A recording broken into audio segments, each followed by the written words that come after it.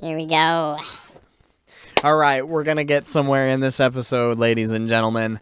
I've been sitting on this subject for a long time. I'm excited because I've heard a lot of people say a lot of things about this word.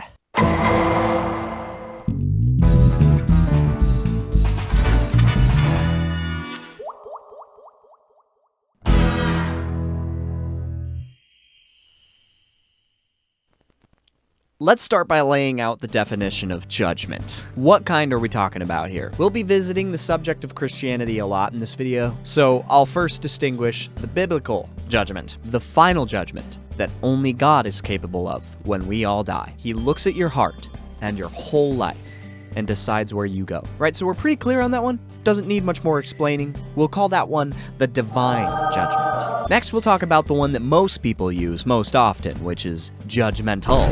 This is almost always used in a negative context. As a matter of fact, the Merriam-Webster dictionary defines judgmental as characterized by a tendency to judge harshly, even when the word itself, judge, is defined as the act or process of forming an opinion, or evaluation by discerning and comparing, or an opinion or decision that is based on careful thought. So clearly, to judge a situation is fine. To use your own judgment is also fine. But when you're judgmental, it's very, very bad. And sure, I can play by those rules. And I'll admit it, I am judgmental.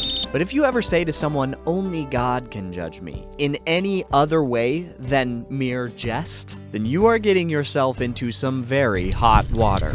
See, because you brought God into the equation, what you're referencing now is divine judgment, although you may not realize it in the moment. He only does that once, and as we all know, you only live once. And if you're waiting until then to find out what he thinks about your decisions, you're playing a risky game.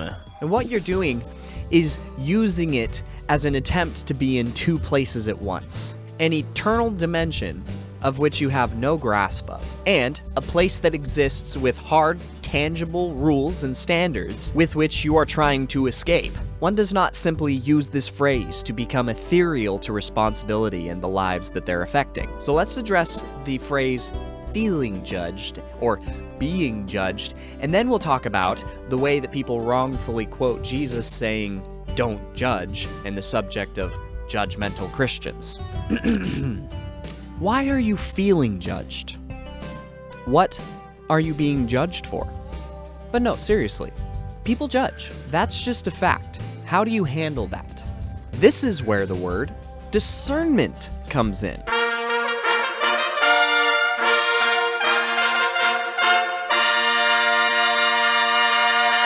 You can handle the feeling of being judged in one of two ways. The first one is to evaluate yourself. Are you feeling judged because deep down you know that something they're saying is true, and you just don't like the fact that they're calling you out for it, and therefore it's not their place to have a valid criticism of you? It's very important that this is in this order, because the second way to handle it is that you have made the first evaluation, been truthful with yourself, and if you are being judged, it's because the other party wrongfully assumed something based on an incomplete perspective of a situation. Once you have discerned whether or not you are living truthfully and used discernment to find that the problem is them, then you're free. The trial is over, and you can move on and not let it stick to you. Now let's move into theology and the accusations of bad Christian behavior, because, oh boy, starting with the big one, Jesus said, "Don't judge." Therefore, you're a bad Christian for having any sort of criticism toward this person's lifestyle. Oh, I'm sorry. Are you referring to Jesus' Sermon on the Mount, as documented by the physician Luke? Let's read that passage in its dreaded context. Do not judge, and you will not be judged. Do not condemn, and you will not be condemned. Forgive, and you will be forgiven. Give, and it will be given to you. A good measure, pressed down, shaken together, and running over, will be poured into your lap. For with the measure you use, it will be measured to you. He also told them this parable. Can the blind lead the blind? Will they not both fall into a pit? The student is not above the teacher, but everyone who is fully trained will be like their teacher. Why do you look at the speck of sawdust in your brother's eye, and pay no attention to the plank in your own eye?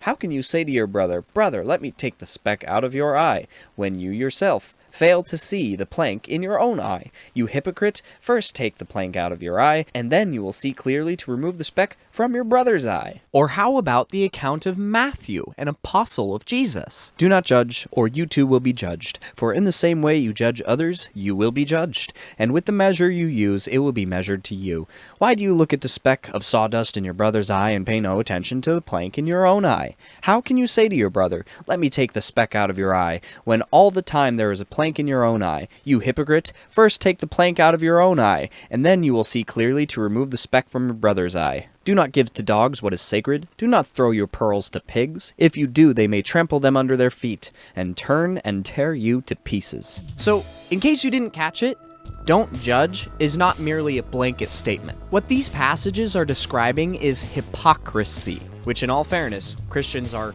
not strangers to by any stretch of the imagination. Don't mishear me there. What Jesus is saying here, as interpreted by someone who has been a Christian their entire life, refers to A, an issue a person of faith can have, which is to assume they know what God's divine judgment on a person will be, and B, not to point out the faults of others when you yourself have not conquered that very same fault. Not all faults, as in, if you're imperfect in any way, don't speak, but as in, you're going to hell for watching all that porn, man.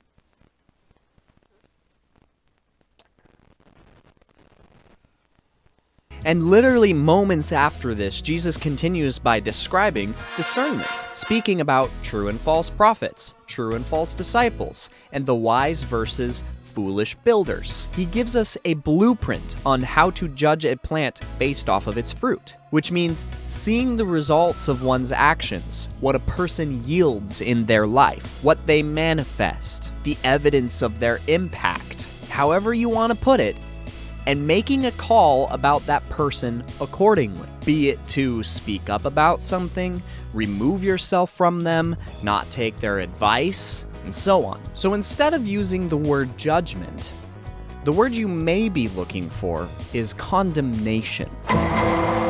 Christians should not condemn people for their sin, but warn them in love, showing compassion and a true desire to see a person delivered from their sin. Because love does not mean complacency, enablement, and agreement with sin.